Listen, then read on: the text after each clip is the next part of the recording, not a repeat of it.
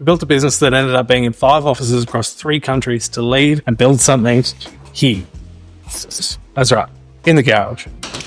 Because the most important thing is when you're trying and you're failing or you're succeeding, it's what you learn from it and what you take with you. So this is 3 things I'm bringing with me, and more importantly, 3 things I'm definitely not bringing with me that I think are going to help us while we grow the next business.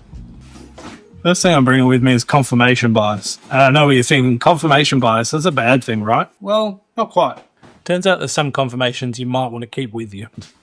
Yesterday I was talking to a friend and he asked me, why do you think you take the risks you take? I was never destined to be that guy who went out and started his own business and went and did anything substantial outside. I'd thought about freelancing and always, to be honest, felt a little bit afraid by it. But I happened to fall into a job where I was working with 3 people, 3 brothers, who had a certain sense of delusion about them. This feeling that you could do it even though you sort of doubted yourself every day. And I think a lot of that delusion absorbed into me through working with these people for a really long time. And I do believe that you need to have a little bit of delusion, a little bit of insanity to carry you through the hardest days, the doubtful days, the times when you don't think you're going to make it. That delusion is in the back of your head saying like, I can do this. And now I'm coming into that second business with the reinforcement that I've done it before. It's happened before. It can probably happen again. And I know that that could be a very, very dangerous confirmation bias to bring with me, but I'm bringing it with me anyway because it will get you through the darkest days. So if you're thinking of doing the same, whether it's your first business or your second business, make sure you're bringing a little bit of delusion with you. The second thing I'm absolutely bringing with me is keeping everything lean. It's something we did from necessity in the last business, but this time we're going to be deliberately doing it as much as possible the whole way through. So this is both keeping your product lean and keeping your team lean. Keeping the product lean is only doing the things that the customers really, really need. Setting aside a lot of the assumptions about what a customer wants versus what actually gets the job done for them. Because if you align to exactly what the customer wants to get done, you're going to have a much better time. And you won't spend and waste your resources doing something that's a nice to have, which to be honest, anyone can do. And keeping the team lean is doing as much as you can with as few resources as possible. Because while I don't think AI is quite there yet for getting any real substantial work done, and the A players are always going to outperform, you're going to be able to have less A players, and you're going to need less people doing the day-to-day tasks in the future. With the rise of tools like ChatGPT, Claude, Cursor, no-code tools like Lovable, all of the barriers to entry are dropping. Some solo kid in a bedroom could spool up a similar app in a weekend. What's not necessarily a complete competitor, you might have a substantially better product. They'll take enough of the attention away and they can definitely outcompete you on pricing because they'll have lower outgoings. They're just one person building it. And so you're not just competing with the big boys anymore, you're competing with the small ones, and they can have just as much of an impact on the competitive landscape overnight. We have to make sure we're getting as much done as we can with as few resources, or we're going to lose. And if you're building a business, this is going to be exactly the same for you. You have to be aware that an almost no-cost competitor can come at some point and either force you to do more work to develop something that competes with them, or remove your customer base overnight.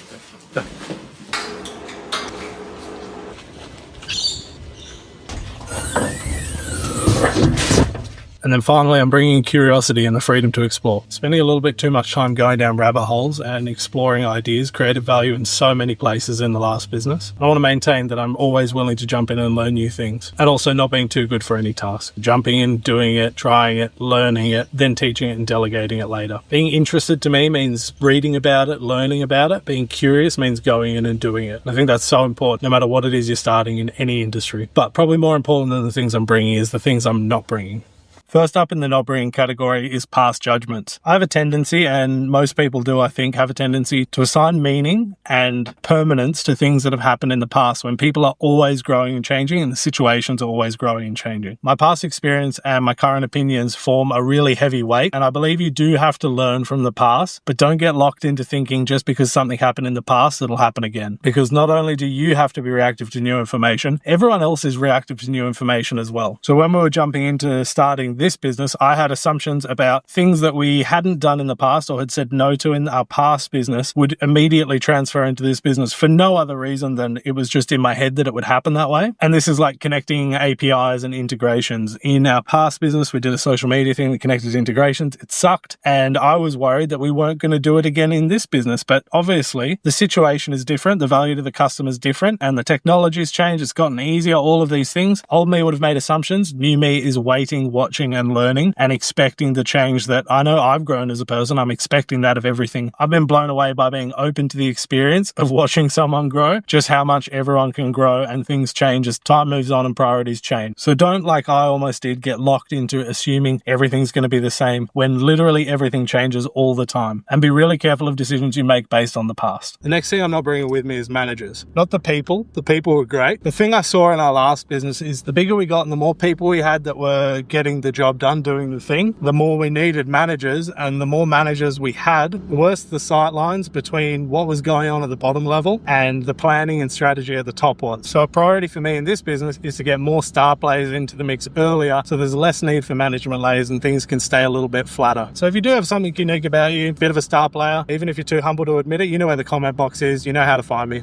I saw both sides, what was good about each, and I know what I want to keep from both. This is one of the reasons I'm bringing leanness with me to the next business, and it's one of the reasons you should too, because the reality of having a big corporate team is that things move slower, and they can move slower in a bigger business because there's more revenue, there's more things happening. It just takes more time and more effort to get things moving in certain directions. But personally, I think the business, especially in the early days, benefits a lot more from being lean than from having more management and more people. And then finally, last thing I'm not bringing is this guy. I don't tolerate no's as much anymore. In the last business, I would hear no and I would assign all my anxieties to it. I'm terrible, I'm evil, no one likes me, no one likes my suggestions. None of that stuff was true, and what I didn't realize at the time is I wasn't doing a good job explaining things well enough. I would go through all of the mechanisms in my mind of figuring out why something was a good idea, but then when it came time to sell the idea, I would just dump it as one sentence and then get really upset when no one wanted to listen to me, and anyone in their right mind wouldn't have listened because they didn't think through all the data, all the options, all of the strategy that I did. Old me also would stay quiet in meetings, so if someone else spoke up, I would let things go that I care about and just say, oh, it's fine, whatever, they'll know better. I'm not letting things go as much anymore. Once we get to a size where we're having bigger meetings, I'm not just going to shut up, and you shouldn't either. When you care about something, don't let it all go down by the wayside because someone who's not as familiar with the matter speaks up and says something. I'm not hugely different in any substantial way to the person I was who was shutting down in those meetings, but what I do have now is years of confirmation that I might know what I'm talking about, and if I'd have had the same confidence I have now back then, I probably would have produced better results for the business. So I'm chucking old me in the bin for this one and bringing everything that I spoke about at the start. And finally, as a little bonus, you might have seen from this video that I'm chucking away the guy who was afraid to talk on camera. We've been building our personal brands and the ClipFlow channel while we're building the software, and that has required me to go outside my comfort zone and deliver information on camera. There's no better way to learn this stuff and to build confidence than just by going out and doing it. Nothing at all that I learned in 9 years scaling that business taught me anything that a school could have taught me, because so much of what you learn and so much of what's important, you only learn in practice and by doing. So I would strongly suggest that you get out there, even if it's in a low risk, low bet way, minimal outlay, whatever it needs to be. Go and try and do something, try and sell something, try and build something, because you'll learn a lot. And if it works out, I promise you, you'll be bringing the confirmation bias with you to the next one, and you'll be driven to always keep doing it again, just like I am. Hope something in this helped. If the algorithm's friendly to us, I might see you again. If not, thanks for stopping by.